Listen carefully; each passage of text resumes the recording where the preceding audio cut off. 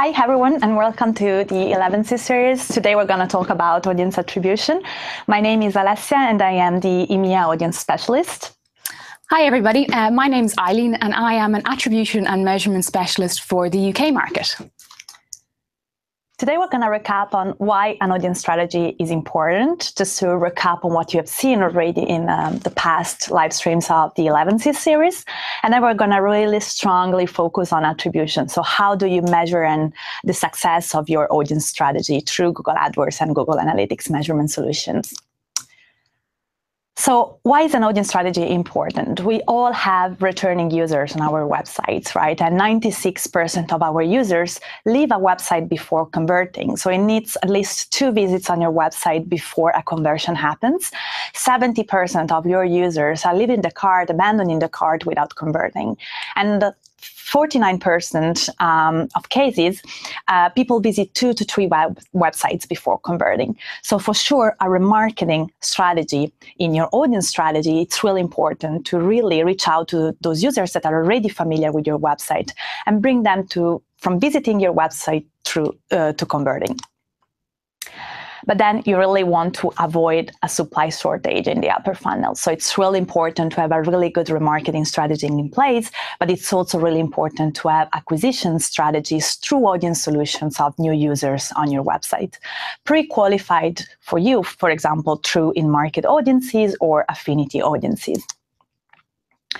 Reaching the right customers in the right moments can feel and be really tough, but audience solutions actually make these really, really easy.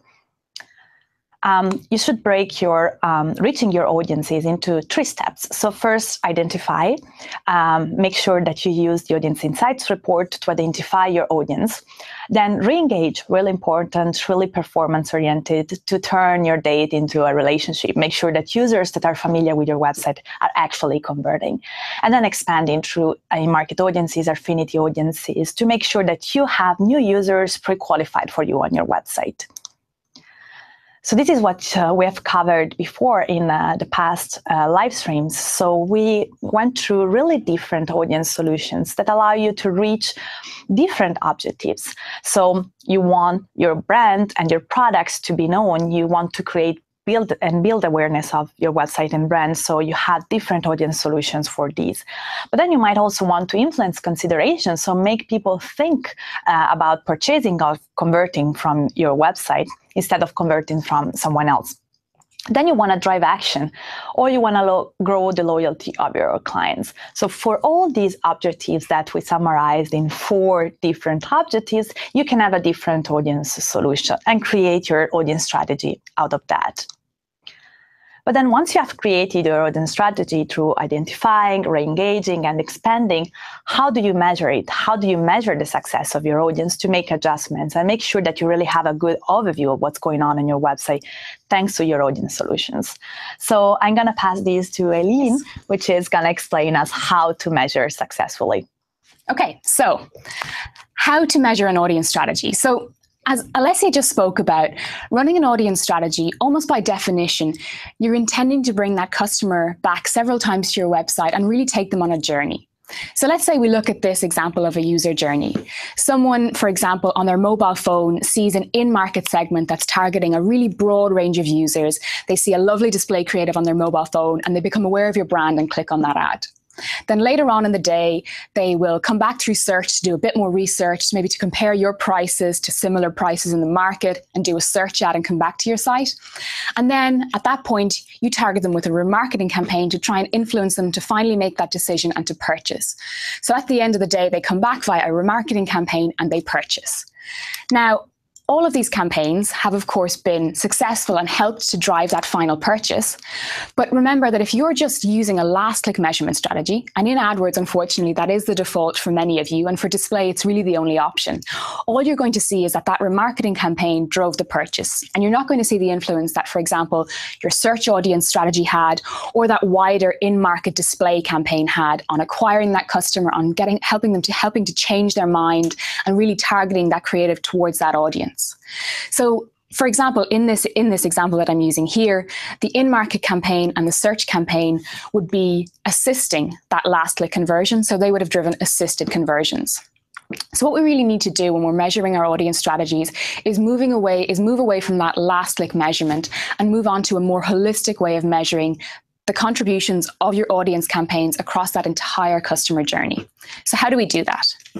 Now, there's three main metrics that you should look at when you're measuring your audience campaigns.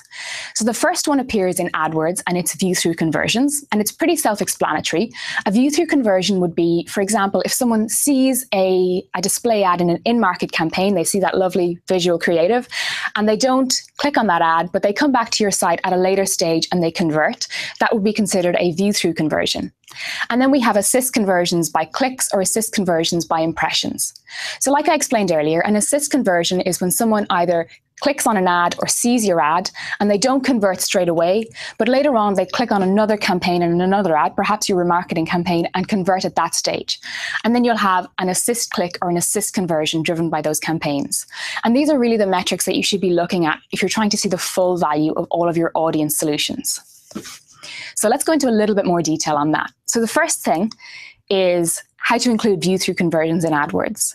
Now, before I get into this, let me just explain a little bit more about view-through conversions. So view-through conversions are available to anybody in AdWords who's running any kind of GDN activity. So if you're running an in-market campaign, or you're running a simple remarketing campaign, or you're looking at similar audiences, you will all have access to view-through conversions. And what we really recommend is that you include these view-through conversions in your regular reporting column, the same way as you would a click conversion. So how to do this? First of all, you need to go to your audience tab within AdWords, and then in the columns drop-down menu, select Modify Columns and then a custom column. So we're going to create a custom column that allows us to look at both your regular click conversions, but also view-through conversions. So the next option that you'll see is all of the different column types that you can add. So scroll right down to custom columns. You'll see that right at the bottom there. And then at the top right-hand corner, there's a red button that says Add a Column. So we're going to add a new custom column. Then you will be brought to this page here where you can create a custom column. So the first thing that you need to do is give it a name. So I've given it a really obvious name, Click and View Conversions. And then under Formula, we're going to select two different metrics. So we'll select the drop-down menu for metric, go to conversions, and then conversions again. And what this does is it adds all of your regular click conversions to the column. And then you'll see a plus button just to the right of that select metric. So we'll select plus. And then we'll select another metric. And this time, as you can see, we'll scroll down a little further and add view-through conversions. And then once you're done this, you just hit save, and you'll have the option then in the future to add this column to all of your reports within AdWords to look at the performance of your audience campaigns from a click and a view-through perspective. And the important thing just to remember about view-through conversions as well is that, first of all, they're incremental to the conversions you're already seeing in AdWords. So if someone sees an ad and then clicks on another ad and converts, you'll only see a click conversion. You won't see a view-through conversion. So it's still last touch by default. There's no double counting. And the second thing is that we only report a view-through conversion if someone converts within 24 hours of seeing the ad. So it's much more likely that that ad actually had an influence on somebody converting. So like I said, we're not kind of double counting or anything here. These are totally incremental conversions. And we use the same look back window that's pretty much the industry standard for most display providers. And again, most display providers that you're working with on other audience solutions will also include view-through conversions. So just to make sure you're comparing like by like, it's really important to include these view-through conversions in AdWords as well. So that's view-through conversions. However, like I mentioned, view-through conversions is still last touch based. So if someone clicks on an ad after seeing your ad, that view may have had an influence, but we're not going to see that report in AdWords. So to move beyond last touch, what we need to do is look at the multi-channel funnel reports in Google Analytics. And in Google Analytics, we have a range of different reports that allow you to see that entire customer journey. And that example that we went through earlier of someone, say, clicking on an in-market ad and then clicking on a search ad and then clicking on another remarketing ad, it's Google Analytics that will allow you to see that entire journey. So the first report that I would look at in Google Analytics is the Assist Conversion Report. So what this shows you, as you can see, is all of your online channels, whether or not they're paid. So here we can see our paid search campaigns, all of your Google audience campaigns, but also any audience campaigns or display campaigns that you're running with other providers, as well as things like direct and organic traffic. And it will show you for each of these channels how many assist conversions that channel drove. So just to recap briefly, an assist conversion would be, for example, if someone clicked on a display campaign and then didn't convert, came back and clicked on a search campaign in that example and converted. And then in that example, the search campaign would report a last click conversion and we'd report an assist conversion for the display campaign. And then the final metric to look at is the assist ratio. And the assist ratio is simply the assisted conversions divided by the last click conversions to give you the assist ratio. And basically, it's a really good guide to indicate whether or not a channel is being undervalued if you're using last click. Because the higher the assist ratio, the more assist conversions that channel is driving. And the higher the assist ratio, the more you're undervaluing that channel on a last click basis. So if you have an audience campaign in AdWords and you're not sure how it's performing on display, go to Google Analytics, have a look at that assist ratio. And if it's higher than 1, there's a really good chance that it's being very undervalued in AdWords. Now, I only talked about clicks here, but it's also possible to include impressions in Google Analytics as well. So if an impression for any of your GDN audience campaigns appears in the customer's journey, you can report that in Google Analytics as well. And the easiest way to get that set up in Google Analytics is just to ask your account manager to enable impression tracking in Google Analytics.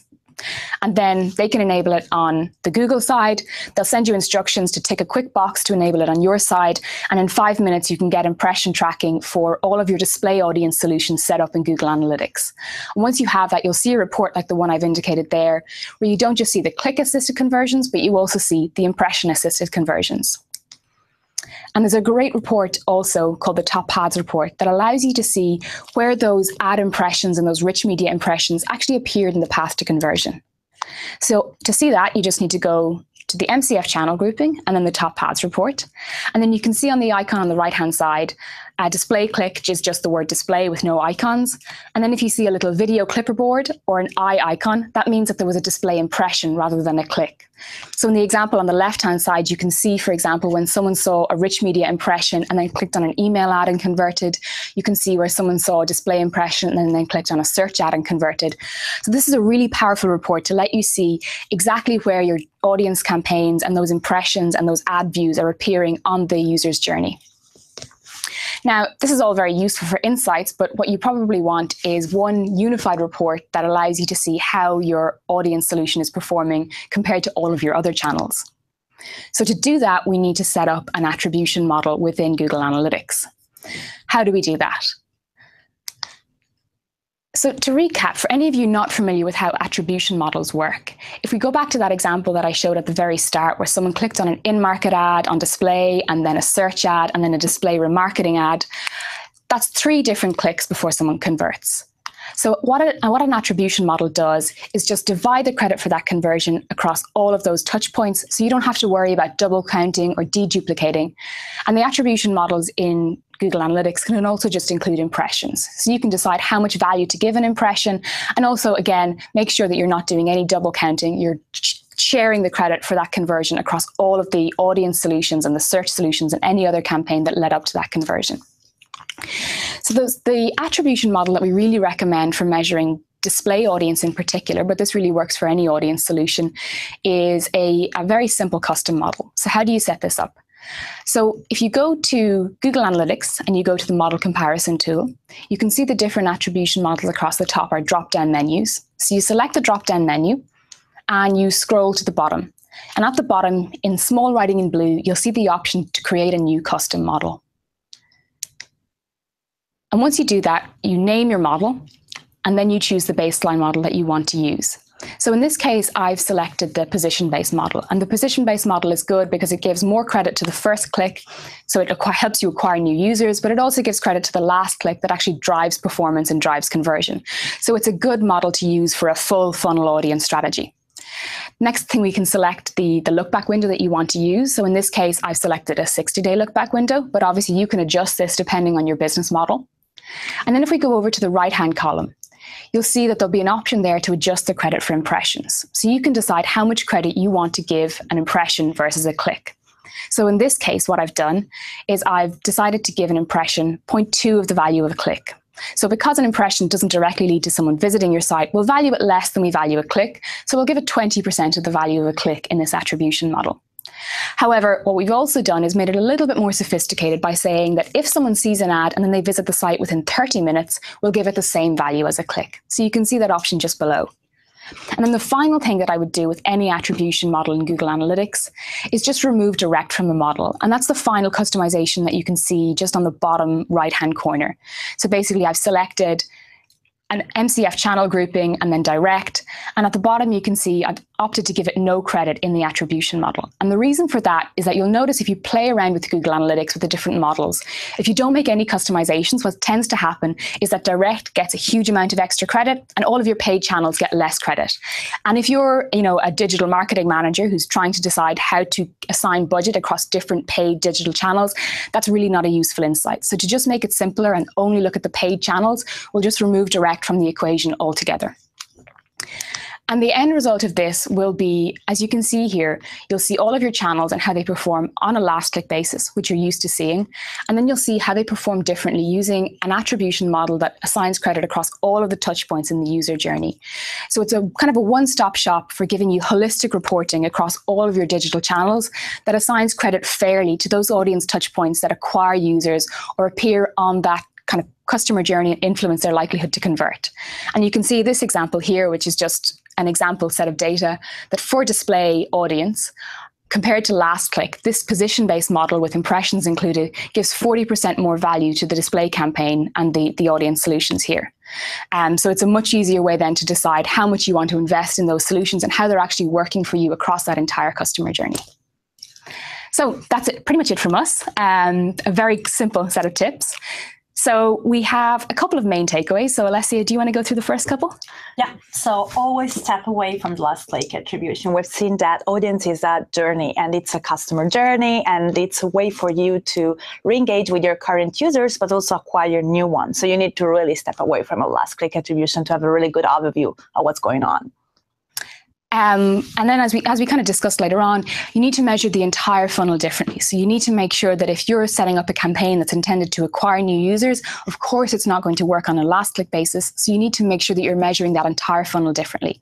And the 3 easy ways you can do this. First of all, include view-through conversions in your day-to-day reporting of your display audience in AdWords using that custom column that I showed you.